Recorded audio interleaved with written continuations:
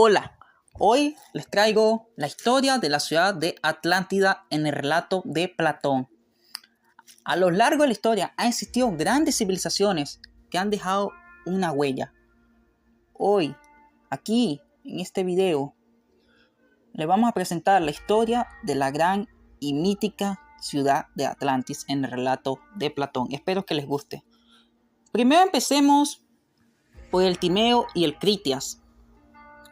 Las fuentes del relato de la ciudad de Atlantis son el Timeo y el Critias, diálogos escritos por el filósofo griego Platón.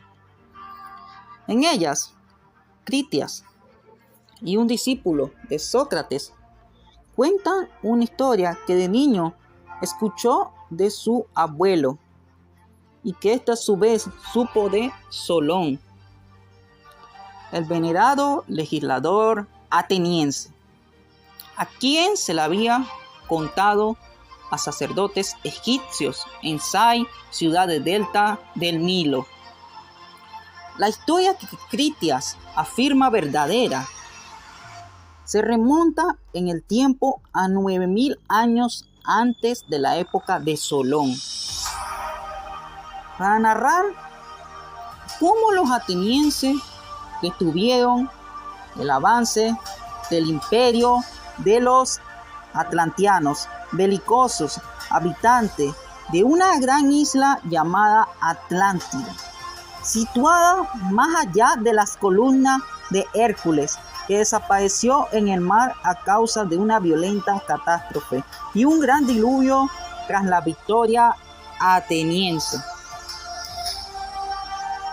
En el diálogo de Platón también describió cómo estaba formada la isla. Los textos de Platón señalan la geografía de la Atlántida como escarpada, a excepción de una gran llanura de forma oblonga de 3000 por 2000 estadios, poco menos de 2000 kilómetros cuadrados, rodeada de montañas hasta el mar. A mitad de la longitud de la llanura, el relato menciona una montaña bajo de todas, fuerte y distante, a 50 estadios y a 9000 kilómetros a nivel del mar, destacando que fue el hogar de uno de los primeros habitantes de la isla, Evernor, nacido del suelo. Evernor es uno de los hombres que nació de la tierra en el entonces territorio inhabitado de la Atlántida. Su esposa era Leucippe y tuvieron una única hija llamada Clito.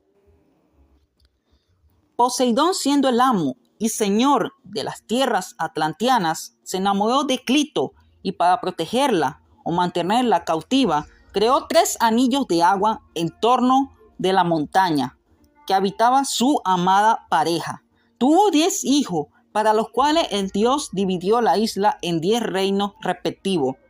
Al hijo mayor, Atlantis, le entregó el reino, que comprendía la montaña rodeada de círculos de agua. En honor a su hijo mayor, Atlantis, la isla entera fue llamada Atlántida, y el mar que la circundaba Atlántico. Y aquí, Platón también relata cómo fue la caída de la gran civilización de Atlantis. La justicia y la virtud eran propias del gobierno de los atlantianos, pero cuando la naturaleza divina de los reyes descendientes de Poseidón se vio disminuida por la soberbia y las ansias de dominación, se volvieron características de los atlantianos. Según el Timeo, comenzaron una política de expansión que los llevó a controlar los pueblos de Libia, hasta Egipto y de Europa, hasta Tirrena. Cuando trataron de someter a Grecia y a Egipto, fueron derrotados por las grandes legiones atenienses. El Critias señala que los dioses decidieron castigar a los atlantianos por su soberbia. Pero el relato se interrumpe en el momento en el que Zeus y los demás dioses se reúnen para determinar la sanción. Sin embargo, habitualmente se suele asumir que el castigo fue un gran terremoto y la subsiguiente inundación que hizo desaparecer la isla en el mar. En un día y una noche terrible. Según relata el diálogo El Timeo. Y así fue como esta gran y mítica ciudad llegó a su fin, relata el diálogo de Platón.